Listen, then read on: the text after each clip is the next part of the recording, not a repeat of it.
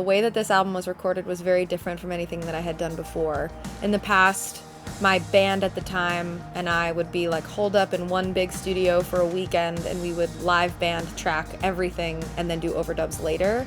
So the number of studios that I would go to record any of my earlier projects was no more than 3. Jay, my producer, through the course of us recording this album, had a lot of different locations that he was basing himself out of. So we started production for the album in this small studio in Marina del Rey, and then moved across the parking lot into a different room in Marina del Rey. And then sometimes we were at Igloo Music in Burbank, which is where we ended up doing a lot of the bigger production and all of the vocals. Then we moved up to Westlake, where his parents have a house that was sitting there empty, and so he turned that into a studio for a little while. So we were in Westlake, which is pretty far. We were in Westlake, I would say last spring, 2019 spring and early summer.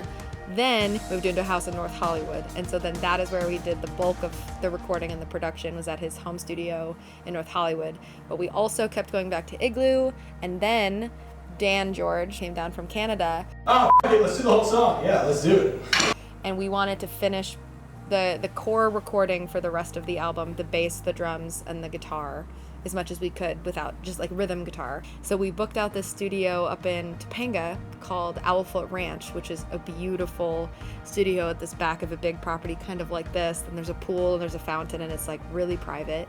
And we booked that out for a weekend, and we basically just lived there all weekend and recorded the core of the rest of the album, because the 4 singles had already been finished.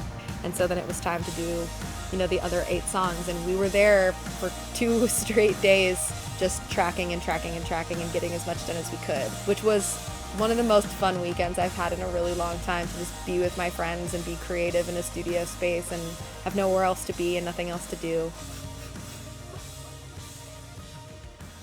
That was surprising. Yeah, it was surprising that you did it like a champ.